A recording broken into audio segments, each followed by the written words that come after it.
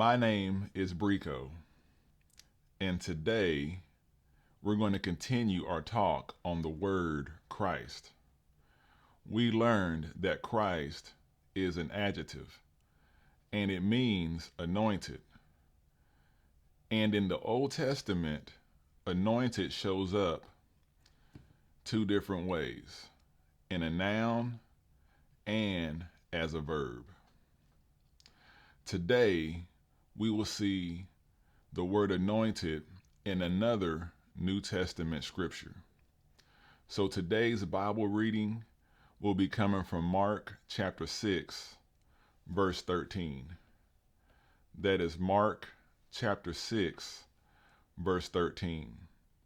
And we'll be reading from the New King James Version. And verse 13 reads, "And they meaning the 12 disciples, cast out many demons." When we look at this word demon, we might have a different view of what we've been taught. But the Bible usage for demon can actually mean an evil spirit. And another word for spirit is just a character. So you can say an evil character. Another word you can use is a bad character or an unpleasant character or behavior.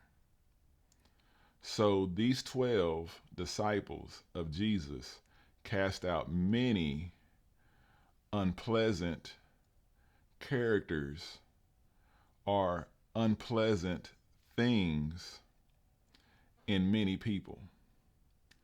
And the scripture continues and says, "And anointed with oil many who were sick, and healed them." This word anointed is used as a verb in this scripture, meaning that it's used as an action word, that they anointed them, or they put oil on them and they healed them, just like we read before in the Old Testament scriptures when we studied those scriptures. And so we read again that these 12 disciples anointed many who were sick. And another way to say sick is to say that they were without strength, and they healed them.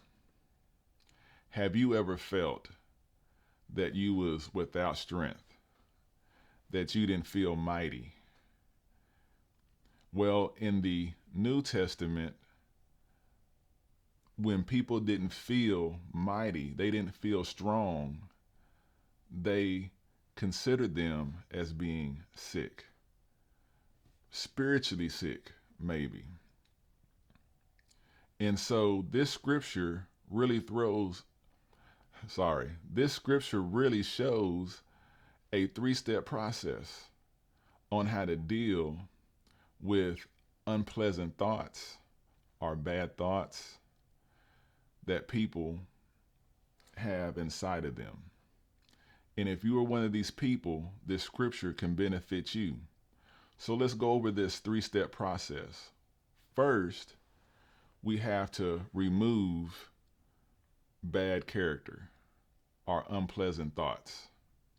Next, we have to apply the healing ointment or an encouraging word. Then the healing process can start.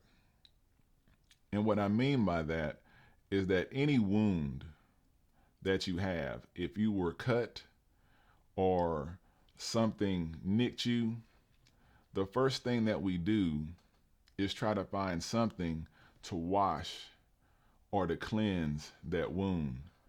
And that is to get the debris or the bad stuff out of it so that a healing process can start. And that is no different than if we have been wounded with something or an event that happened in our life. So Again, I would like to ask you, has anything in your life caused you to be weak or to be without strength?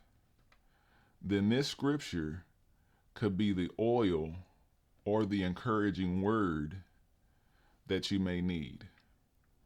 Because again, it gives you a step by step process on how to deal with it. First, again, we want to remove the bad thoughts. Next, apply encouraging thoughts. Then you can be healed. The healing process will start. And I'm not saying that this process is easy by any stretch of the means, because I know from personal experience that it's not. But I promise you, if you continue to apply this lesson and keep repeating it over and over again, I promise you'll have a new experience.